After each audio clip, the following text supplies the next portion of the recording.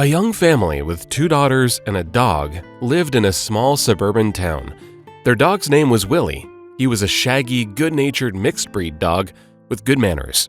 One summer day, the sky was covered with huge gray clouds, and a gusty wind was blowing everything in its path.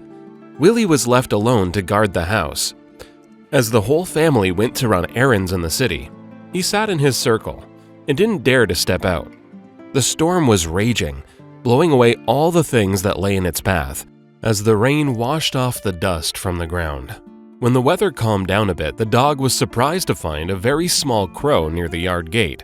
Exhausted and soaking wet, the bird lay on the grassy lawn and didn't seem to be showing any signs of life.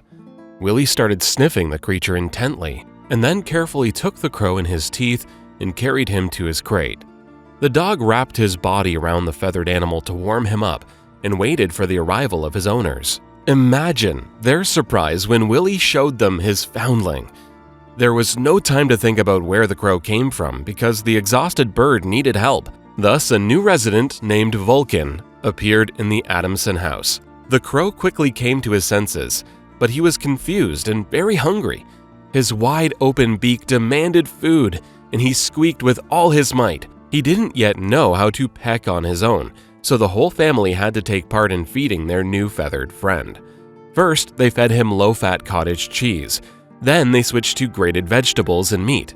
They took turns taking care of the crow, feeding, taking him to the clinic, giving him vitamins, so that the bird would get stronger. Little by little, Vulcan grew up and became a beautiful, intelligent pet. He learned to eat on his own and imitate everyone he knew. The crow refused to fly outside the yard, and his favorite place was the roof of the dog's crate, or on the back of the sofa in the living room. Vulcan also liked to fool around. As soon as Willy would fall asleep, the feathered pet would creep up to the dog and loudly scream in his ear, something that the bird must have considered to be very important. The dog would jump up, awakened by the sharp sound. The crow seemed to really enjoy the dog's reaction. He would flap his wings enthusiastically and stomp his feet in one place, squawking excitedly.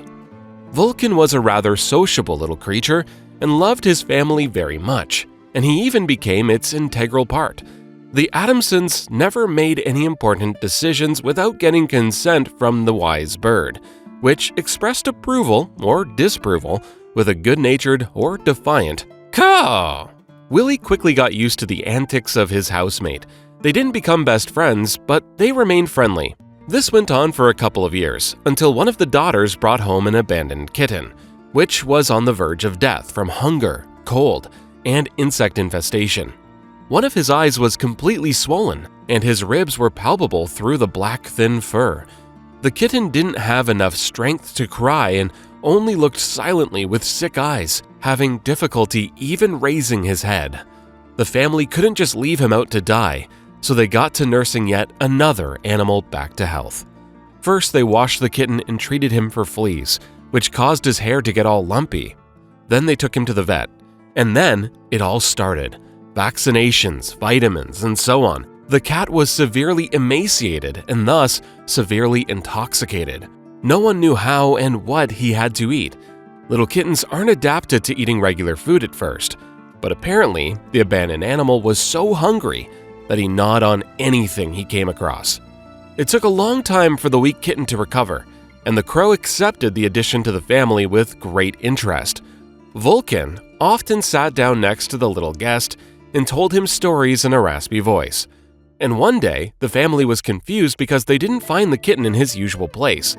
They searched all over the house, and only a while later did they see the little thing in Vulcan's cage.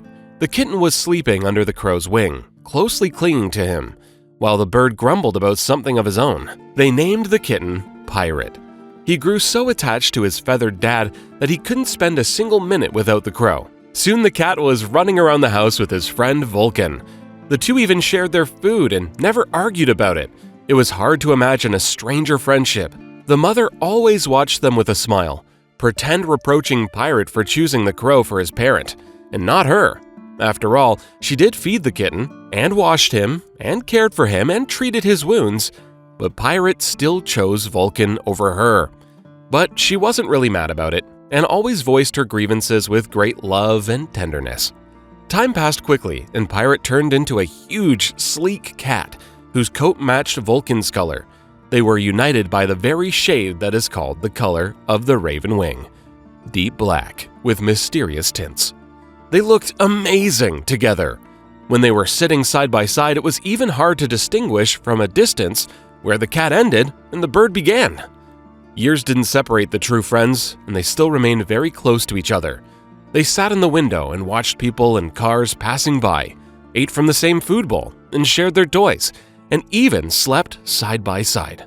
At first, the dog tried to hide from the black gang because this bothered him all the time, but then he got used to it and stopped responding to their pestering, and even joined in on their antics once in a while. The mother used to jokingly threaten to kick them all out of the house, and then the trio guiltily hid in the corners. One day, the trio were fooling around, and Pirate accidentally threw a vase off the table, and it shattered into little pieces. The frightened cat jumped down, having heard the mother scream.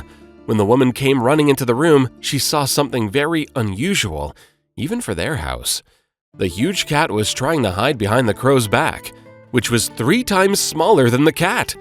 Meanwhile, Vulcan spread his wings and covered his friend, all the while hissing desperately. At least it seemed like he was hissing. The bird was resolute, even pounding on the floor with his strong beak, making it clear with his appearance that he wouldn't let anyone touch his friend, a real bodyguard and protector. The rare case of such an unusual friendship had become very popular on social networks. The daughters grew up and posted photos and videos of their pets all the time. They showed them sleeping side by side and stealing cookies from the table together, and the cat hiding under Vulcan's wing, even though it no longer fit there completely. For 10 long years, everything was great. Crows usually have a long lifespan, but Pirate's life turned out to be much shorter. When the cat fell ill, the vet only shrugged his shoulders. "I don't know what's wrong with him." The parents decided not to say anything to the daughters, who were already studying in another city by that time, so as not to upset them in advance. The Adamsons treated Pirate and believed that everything would work out. Vulcan didn't leave his friend's side for a second either. He sat next to him and covered him with his wing, as he once did when Pirate was just a little kitten, and kept telling him something encouraging in his crow language, and carefully ruffling the fur of his tailed friend, all the while feeling very sad. Both of the pets refused food, and the vitamins, shots, and pills didn't seem to be of any help. The family was devastated, but they realized that it was time to say goodbye. However, none of them could have suspected how exactly everything would end. One morning, they found the Black Gang closely clinging to each other, both of them no longer part of this world. Even though the bird could have probably lived for another 5 years at least, the crow didn't want to stay behind without his friend. No one could explain how it happened, not even the vet. Vulcan went over the Rainbow Bridge together with his friend, choosing death over life without him.